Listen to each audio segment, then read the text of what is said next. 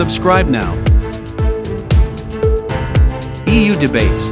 As you know, the primary mandate of the ECB is price stability, which we have defined as the 2% inflation medium term.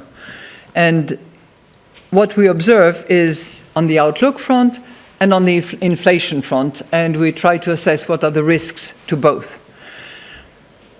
We see downside risk to growth. I've explained that in detail in the monetary policy statement and made specific reference to the unjustifiable, unacceptable invasion of Russia against Ukraine and consequences as a result of it.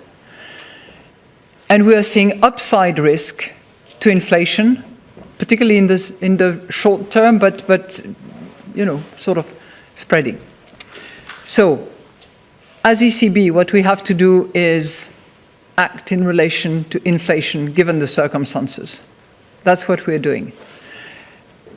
To your question about the impact of gas, it is clear that energy prices play a critical role in the high inflation numbers that we are seeing, that are undesirable and that we will unfortunately continue to see for some time.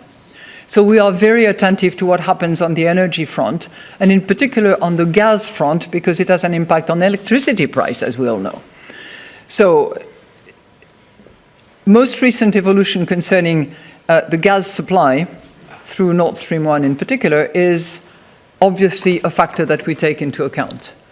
And the decisions that have been announced by the European Commission in relation to savings, in relation to solidarity, in relation to inventory, are also taken into account in relation to the role that energy plays in relation to inflation, but also obviously in relation to growth. So we are very attentive to all these factors. Is that going to lead to a recession? We look at our projection dating back to June. We look at the most recent forecast published by the Commission last week. Under the baseline scenario, there is no recession, neither this year nor next year. Is the horizon clouded? Of course it is. Thank you. Thank you, President.